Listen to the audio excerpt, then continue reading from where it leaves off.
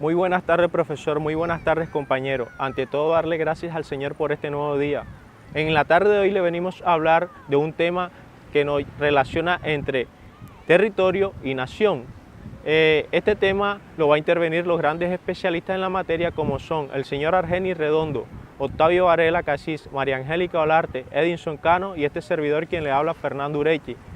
Para entrar en materia le voy a hacer un pequeño preámbulo acerca de los conceptos que van a definir los compañeros, donde nos dice que realmente el tema nos lleva a cómo se relacionan esos elementos para conformar un Estado. No existe un único concepto o definición de Estado, ya que es un resultado de los procesos políticos dados en Europa entre el siglo XVI, XVII y en América a partir del siglo XIV. ¿Cómo surge el término Estado? No siempre se utilizó el término Estado, sino hasta el Renacimiento prevaleció el uso de los términos civita o república. En el año 1513, en el libro del Príncipe de Maquiavelo, se dio el uso por primera vez del término los status para indicar la autoridad soberana ejercida sobre los hombres, razón por la cual se modificó estatus de situación a Estado, donde hubo una definición clásica como la de Hegel, que decía que el Estado es la conciencia de un pueblo. La Salle decía que el Estado es la gran asociación de las clases pobres, etcétera, etcétera. Hubo unas formas y evoluciones de Estado como son el Estado absolutista en la Edad Media, el Estado liberal en el siglo XVIII, el Estado de bienestar en el siglo XIX, el Estado democrático en el siglo XX y el Estado social y democrático de derecho.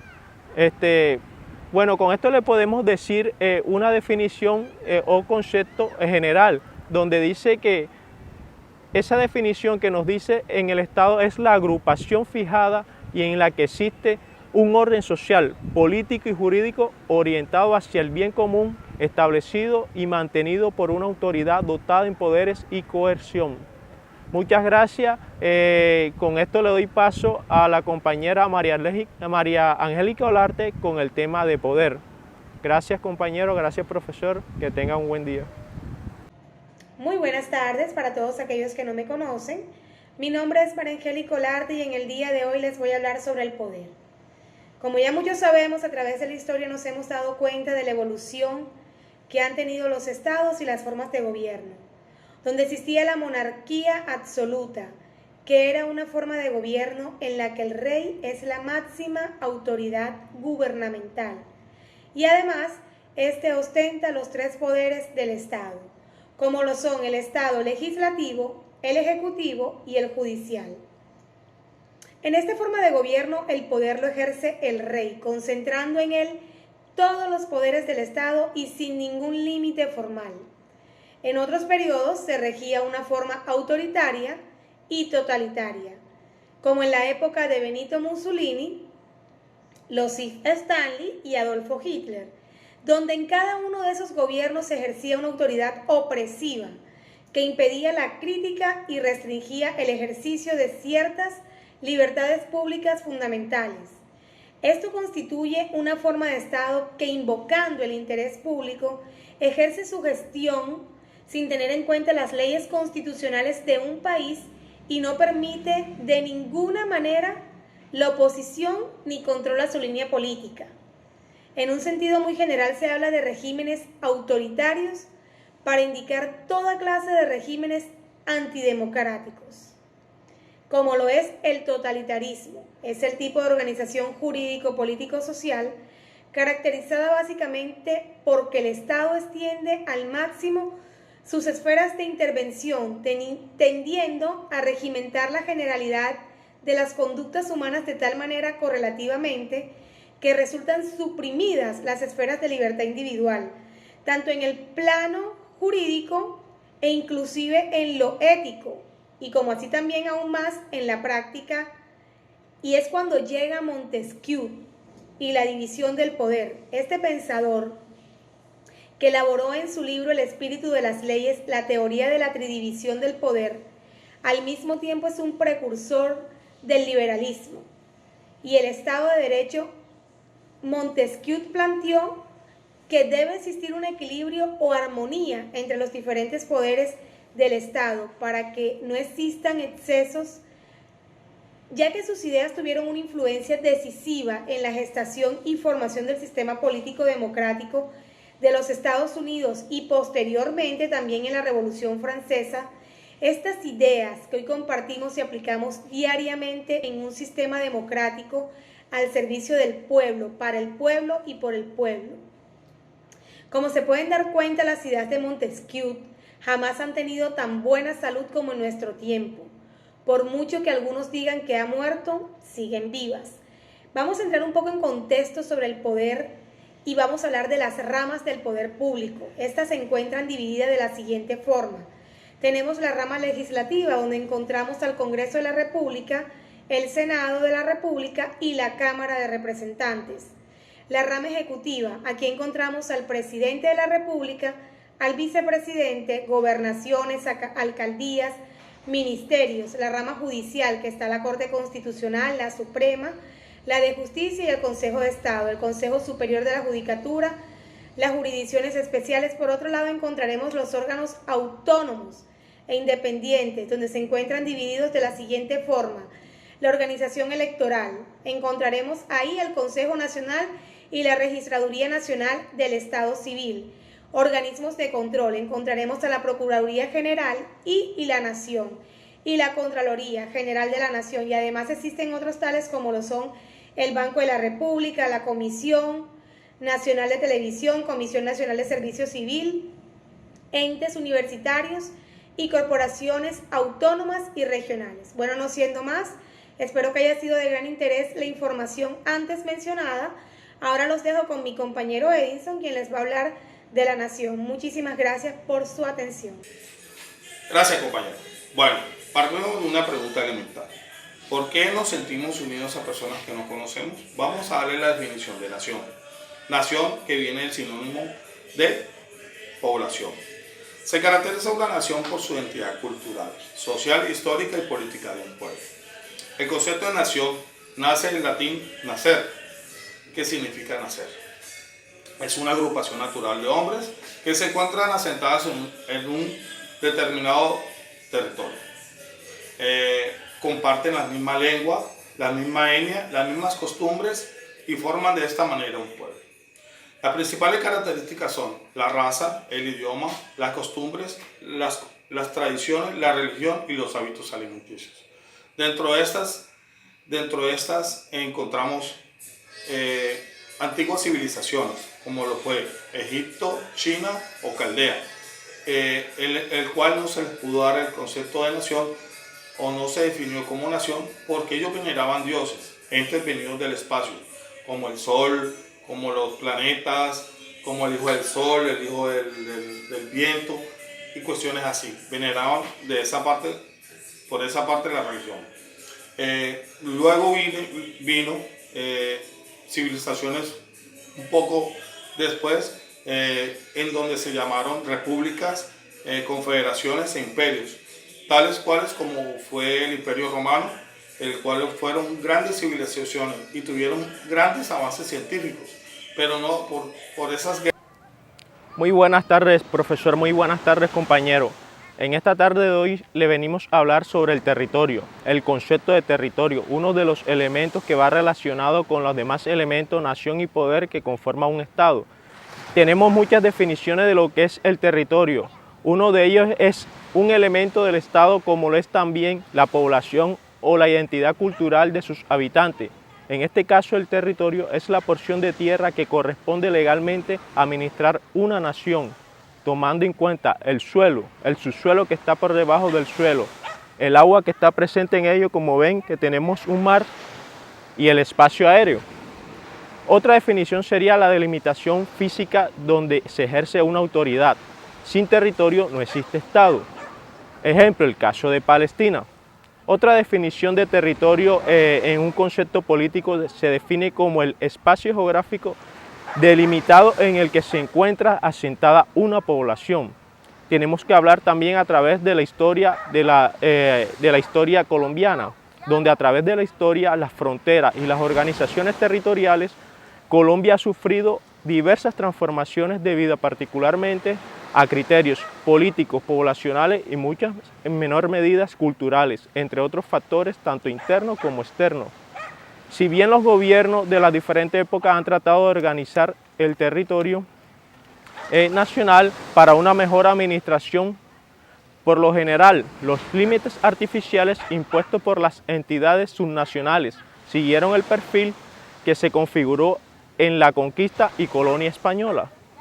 Es de notar que muchos de los cambios más profusos se realizaron a lo largo del siglo XIX, época en que la independencia de Colombia y también de las guerras civiles más sangrientas que tuvo el país.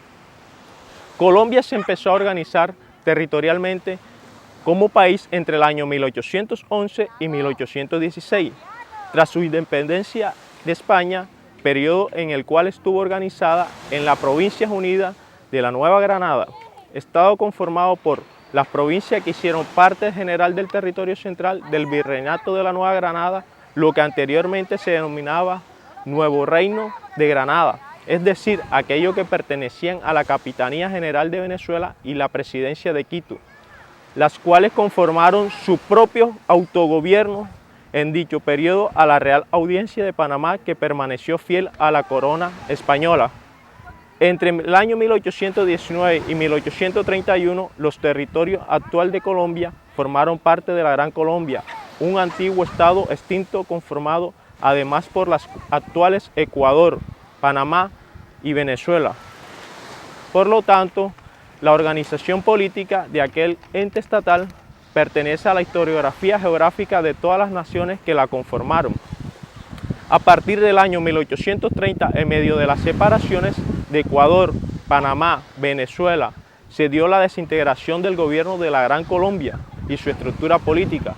Nacieron como consecuencia en este hecho de la República del Ecuador y de Venezuela, mientras que Panamá se mantuvo bajo sus gobiernos militares de corte dictatorial que no llegaron a organizar las instituciones básicas de un Estado. En medio de la estabilidad política, los antiguos departamentos Gran Colombino de Boyacá, Cauca, Cundinamarca, Magdalena convocaron una convención granadina calendada para el 15 de octubre de 1831 en aras de organizarse políticamente, a la que Panamá se sumó tras la caída del régimen dictatorial a fines de agosto de 1831. En la convención celebrada finalmente el 20 de octubre de 1831 se creó el Estado de la Nueva Granada, que con la Constitución de 1832 sería llamado oficialmente República de la Nueva Granada, país que historiográficamente mantiene su identidad directa actual con la República de Colombia. Es precisamente este estado y su territorio de 1.331.250 kilómetros cuadrados base para establecer las pérdidas que a partir de 1831 comenzó a tener Colombia con sus vecinos en las regiones del Caribe, la Amazonía, la Orinoquía, y en los mares territoriales, el Caribe y el Pacífico, a causa de la imprecisión de las fronteras y la separación de Panamá en 1903. Un poco más adelante, en el año 1960, Colombia se valió de los preceptos emanados de la Segunda Conferencia de Naciones Unidas sobre el derecho del mar para iniciar el proceso de delimitación de Nicaragua en el año 1928, con Ecuador, con Panamá, con Costa Rica, Haití, República Dominicana, Honduras y Jamaica y Estados Unidos. En el año 1990, ya como República de Colombia, se produjeron los últimos cambios en la organización territorial interna de Colombia, mientras la política exterior del país comenzó a delimitar las fronteras marinas en el Mar Caribe y en el Océano Pacífico. Es así que Casanare fue escindido de Boyacá en 1973. El Guaviare se separó del Baupés en 1977 y el Caquetá adquirió estatus de departamento en 1981, al tiempo que Colombia firmó tratado de límites marítimos con Ecuador, Panamá, Costa Rica, República Dominicana, Haití, Honduras y Jamaica. Ya en la época actual, Colombia en un periodo ya vigente en este año 2021, tras la declaración de la nulidad del Tratado de Guerra de Barcena por parte de Nicaragua. En la década de 1980 se produjo la controversia territorial y de delimitación marítima entre Colombia y Nicaragua en aguas del archipiélago de San Andrés y Providencia, que duró más de 20 años, en la cual dicho país exigía como propio territorio del archipiélago y sus aguas circundantes, zona en la que Colombia ejercía soberanía. Nicaragua decidió finalizar este litigio llevando el caso a Cortes Internacionales de Justicia en el 2001, que tras una década dictó sentencia en el 19 de noviembre del 2012, cuyo resultado consistió en otorgar a Nicaragua parte del Mar Caribe que Colombia administraba como parte de las islas, en tanto este último conservaba su soberanía sobre el archipiélago. Bueno, en esta parte del territorio podemos decir que las transformaciones que ha tenido el territorio colombiano siempre se ha ejercido por conceptos políticos administrativos para una mejor organización, pero nos hemos dado cuenta que la falta de ese poder que digamos de esas normativas y de pronto de intereses políticos a nivel exterior e interior nos ha llevado a perder grandes porciones de tierra, como el caso de la separación de Panamá, donde era un puerto importante, una parte importante que hacía que la economía de un país tuviera un crecimiento, un mejor desarrollo para nuestro país, para nuestra nación, para nuestro territorio. Es hoy por hoy que Colombia tiene en sus territorios unas unidades administrativas descentralizadas para poder tener autonomía en las regiones y un mejor desarrollo en cada uno de los entes territoriales. Con este tema de territorio me despido para darle el paso a mi compañero Octavio Varela para que continúe con los elementos y parte del territorio. Muchísimas gracias, profesor y compañero. Muy buenas tardes. Buenas tardes, querido compañero, querido profesor.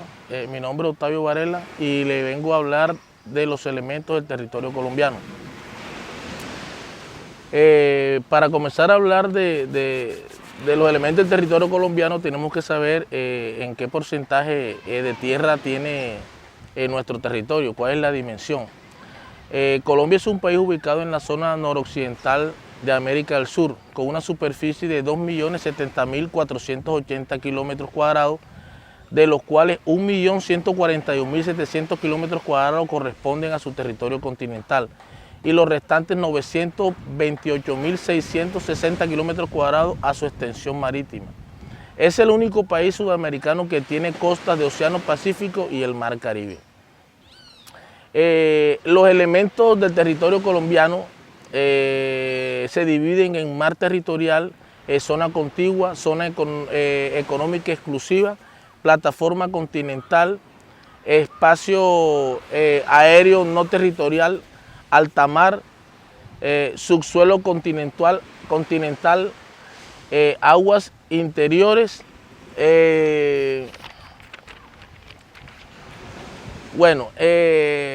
Según el artículo 101, los límites de Colombia son los establecidos en los tratados internacionales aprobados por el Congreso, debidamente certificados por el presidente de la República, y los definidos por los laudos arbitrales en que sea parte la nación.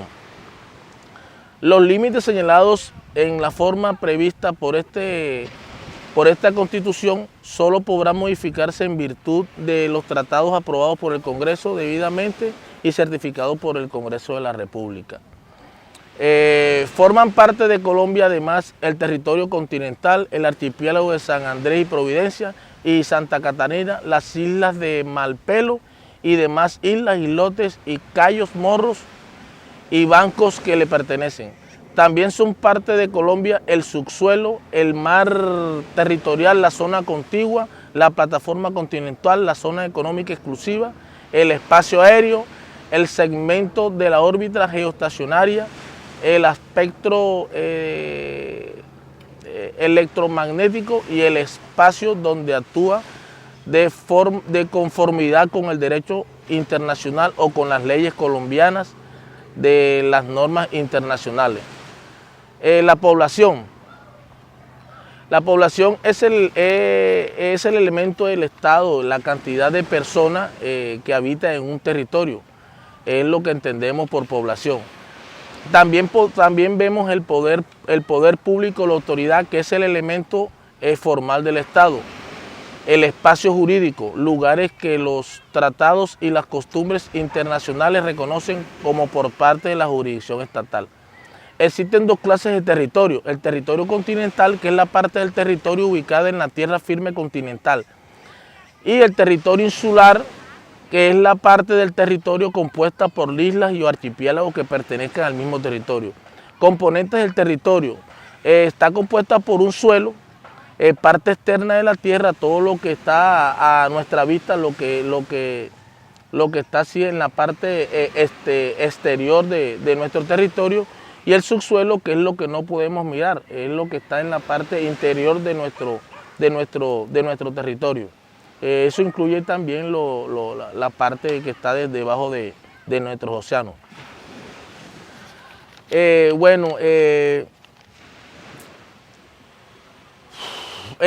También tenemos el espacio aéreo. O sea, el espacio aéreo es el ámbito dentro del cual está contenido el aire, es por lo mismo definible, limitado, apropiable y susceptible de ejercer sobre él actos de jurisdicción y soberanía. Todo tiene unos límites, estamos hablando acá de unos límites, inclusive se puede decir los límites son las fronteras de los países. Acá nosotros tenemos límites con Venezuela, con Perú y con Ecuador, si no estoy mal, con Brasil. Esto es lo que llamamos nosotros límites.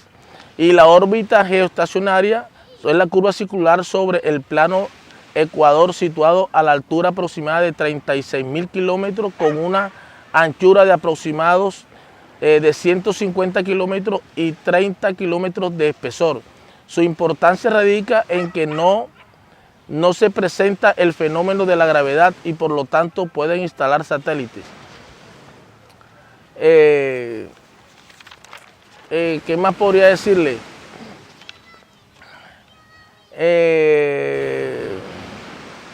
La plataforma continental es la plataforma sumergida sobre la cual se mantiene el relieve, un continente o isla, según la convención de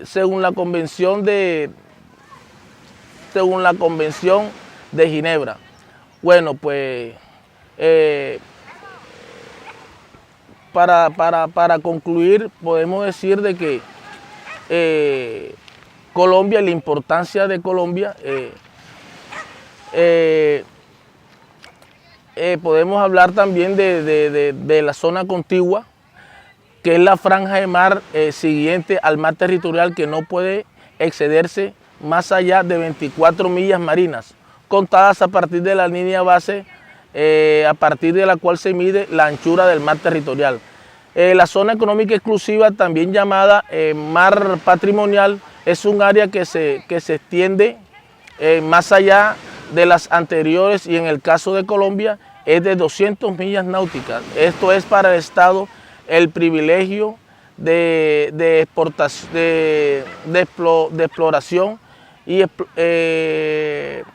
de explotación y obligación de su conservación de los recursos naturales.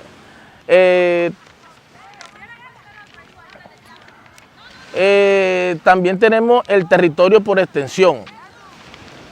Este territorio por extensión, las embajadas y las residencias de jefes de misión diplomática y los buques de guerra consideradas por el derecho internacional territorio de los Estados Unidos por extensión. Y para concluir, podemos decir de que Colombia está situada en el extremo noroccidental de América del Sur, entre el Atlántico y el Pacífico, que son los dos grandes océanos que bañan el continente. El Atlántico nos está separando de Europa y de África, y el Pacífico nos separa de Asia y de Oceanía. La situación física de Colombia en medio de los mayores océanos, como podemos ver acá, una parte de nuestro mar territorial, la coloca en un puesto importante para el comercio marítimo. Por eso ha sido llamada piedra angular de Iberoamérica. A pesar de esta ventajosa situación de que el continente y el territorio colombiano, el territorio americano está bañado por dos grandes océanos, nos damos cuenta que nuestros gobiernos miran muy poco hacia el mar. Solo en los últimos años se ha incrementado en la navegación marítima y la explotación pesquera. Si los gobiernos locales, hablando acá de Colombia, se dedicaran mucho más a invertirle a nuestro mar, a esas vías marítimas, pues directa o indirectamente esas personas que se están beneficiando de nuestro mar, pues creo que tendrían una mejor economía para su familia y así podrían salir un poco adelante.